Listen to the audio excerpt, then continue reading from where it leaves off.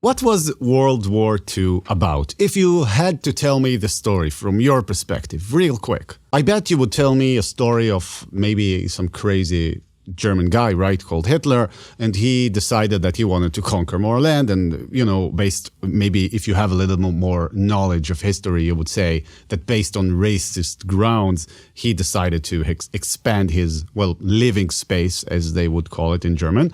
And they went to war essentially to conquer parts of Europe and to for their ideology, essentially.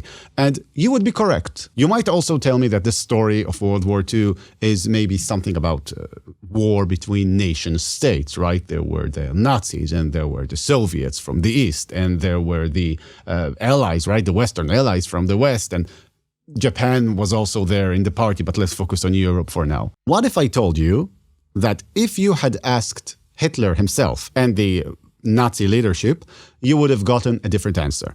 And why do I feel confident in saying this? Because I know what Hitler was thinking. And you might ask yourselves, how do I know what Hitler was thinking? And the answer is simple. I know what Hitler was thinking because he told me. Well, he didn't exactly tell me, but he told us. He left a last will and testament that we can read and we can understand what he was thinking and how he saw the war. So my experience has been, at least in Israel, where I've spent most of my time, that people don't really understand what World War II is about. Like they think the whole thing with the Jews in there was kind of like, we're already at war with everyone, so might as well exterminate the Jews. But I'm going to show you here that this was actually deeper than it seems. I am now going to read and comment on Hitler's political testament, and I think that you will find this to be quite surprising. So let's start. Adolf Hitler. My political testament. More than 30 years have passed since I contributed my modest strength in 1914 as a volunteer in the First World War, which was forced upon the Reich. This is, of course, referring to Hitler's service in the German army during the First World War. And yeah, he has contributed and he tries to make himself appear as he's very connected to Germany, which is probably true. But do note the phrasing here. The First World War, which was forced upon the Reich, right? Now, that's unlike the Treaty of Versailles, of course, which saw Germany as the main instigator and responsible for the war. But in the Nazi narrative, the war was forced upon the Reich basically by the other nations, and we shall soon see who controls these other nations and who maybe corrupts Germany from within. In these 3 decades, my love and loyalty to my people have guided me in my thinking, my actions, and my life. They gave me strength to make the difficult decisions, such as have never before confronted mortal man. I have used up my time, my working strength, and my health in these 3 decades. Right, so this is just talk about how all he cared about was the Reich, essentially, right, Germany. It is untrue that I or anybody else in Germany wanted war in 1939. 1939, of course, is the date in which World War II started, with Germany invading Poland in September. Now, I think this is interesting to note that Hitler himself, the first thing he says after basically glorifying himself or saying how important Germany is to him, the first thing he says is, look, you paint us as the aggressors, but we aren't. We didn't want war. This is really the narrative, and we shall soon see why. But today, sometimes we do hear some neo-Nazis or hidden neo-Nazis tell this narrative that Germany basically wasn't the aggressor in World War II. Who were the aggressors? Again, as I've said, we will soon see, but let's put it like this. I have something to do with these people, and they have a big nose and they like money. It was wanted and provoked solely by international statesmen, either of Jewish origin or working for Jewish interests. I have made too many offers for the limitation and control of armaments, which posterity will not be cowardly enough always to disregard, for responsibility for the outbreak of this war to be placed on me. Nor have I ever wished that after the appalling First World War, there would ever be a second against either England or America. So again, look, I'm not your enemy, England and America. I didn't want to fight you. Who wanted to fight you were the international statesmen, either of Jewish origin or working for Jewish interests. Centuries will go by, but the ruins of our towns and monuments, the hatred of those ultimately responsible, will always grow anew against the people whom we have to thank for all this: international Jewry and its henchmen. Only 3 days before the outbreak of the German-Polish War, I proposed a solution of the German-Polish problem to the British ambassador in Berlin: international control, as in the case of the Saar, that's an area of Germany. This offer, too, cannot be lied away. It was only rejected because the ruling clique in England wanted more, partly for commercial reasons and partly because it was influenced by the propaganda put out by, you guessed it, international Jewry.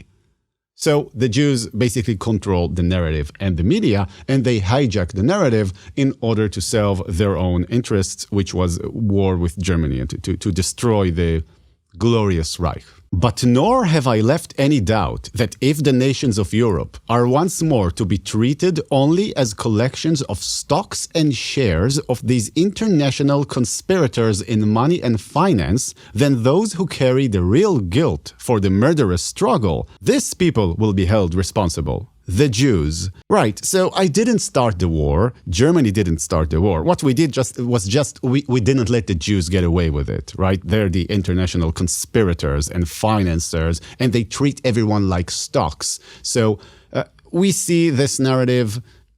Well, it's not as widespread, of course, but we still see this today. And if you hear something that sounds kind of like that, then maybe you know where that's from. Like, you might take a guess if you hear something like the Jews or the international conspirators and they treat everyone like stocks. You might say to yourself, who's the deep thinker who is responsible for these thoughts? Oh, wait, it's Hitler. Okay, now let's move on. And I do warn you, this part was going to be a bit difficult for me to read and understand, but I'll try because it's written kind of weirdly. But I guess Hitler was kind of stressed out when he was writing this, right? Well, he was dictating this, but still. I have further left no one in doubt that this time it will not be only millions of children of Europeans of the Aryan peoples who will starve to death, not only millions of grown men who will suffer death, and not only hundreds of thousands of women and children who will be burned and bombed to death in the cities, without those who are really responsible also having to atone for their crime, even if by more humane means. Let's explain this. Basically, he's blaming the entire war and all the people who are suffering, and the women and children, and the people who are being bombed to death. He's, of course, referring to the bombing of Germany by the Allied forces. Now, the real people who are responsible for this, they're not going to be held responsible. And who are these people? The Jews. The Jews control the capitalist economies, so, of course, the Jews control the West, the UK and the United States. The narrative today, for example, if you were to hear neo-Nazis talk about it, you would hear them say, they would pick like a few Jewish names who were maybe in Churchill's cabinet or in the United States, and they would say how the Jews were actually financing and directing the war against the Aryan race, right? So that's one part of it. From the East, the Bolsheviks are also Jews, right? He would say maybe, well, Trotsky was a Jew, and there were many Jews in the Communist Party, and actually, neo-Nazis, that's a narrative you might have also heard of. The neo-Nazis would many times call what's happened in the USSR, the Soviet Union, a Jewish genocide, like a genocide that's been caused by the Jews. And thus, Germany's response against the Jews was self-defense because the Jews were intending to do to the Germans what they did to the Russians or something like that. And by the way, what I like about this sentence, love this sentence, is that it says in the end, even by more humane means. Like, it means that the Jews were inhumane by bombing us and killing us, and they didn't pay the price. And, we could have made them pay, but by more humane means. Like, we don't have to bomb them to death. We're just gassing them. I mean, if at all, we're being nice here, right? Because they're doing way worse to us than what we're doing to them. After 6 years of war, which, despite all setbacks, will one day go down in history as the most glorious and heroic manifestation of the struggle for existence as a nation, I cannot abandon the city, which is the capital of this Reich. Since our forces are too meager to withstand the enemy's attacks, since our resistance is being debased by creatures who are as blind as they are lacking in character, I wish to share my fate with that which millions of others have also taken upon themselves by remaining in this city. Further, I shall not fall into the hands of the enemy who require a new spectacle presented by the Jews for the diversion of the hysterical masses. So the Jews are puppet masters, they're controlling the masses, of course. And by the way, there's another interesting thing here.